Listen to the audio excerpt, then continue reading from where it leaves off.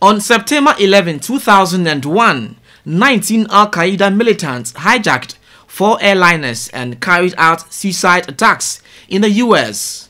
2 of the planes were flown into the towers of the World Trade Center in New York City. A 3rd plane hit the Pentagon outside Washington, D.C., and the 4th plane crashed in a field in Pennsylvania. The attacks were in protest against American military bases in the Middle East and U.S. support for Israel. Over 3,000 people were killed in the attacks.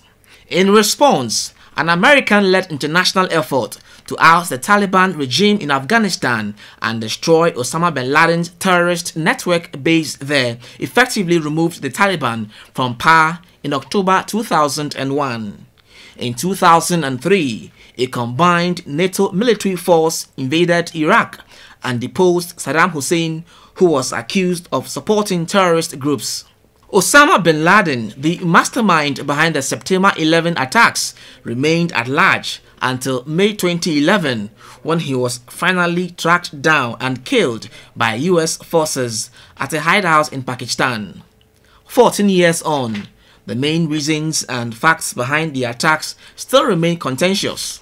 Conspiracy theorists argue that the collapse of the Twin Towers and World Trade Center was the result of a controlled demolition and that the attack was as a result of a missile launched by elements from inside the US government or military. Others contend that US authorities have advanced knowledge of the attacks and deliberately ignored or assisted the process. The attack of the US on September 11, 2001 opened a new epoch in world history. It served as motivation for Islamist militant groups.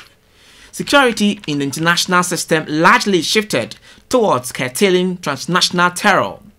Current Islamist terror groups such as Somalia's Al-Shabaab, Nigeria's Boko Haram, and the Islamic states in the Middle East all share the ideology of Al-Qaeda.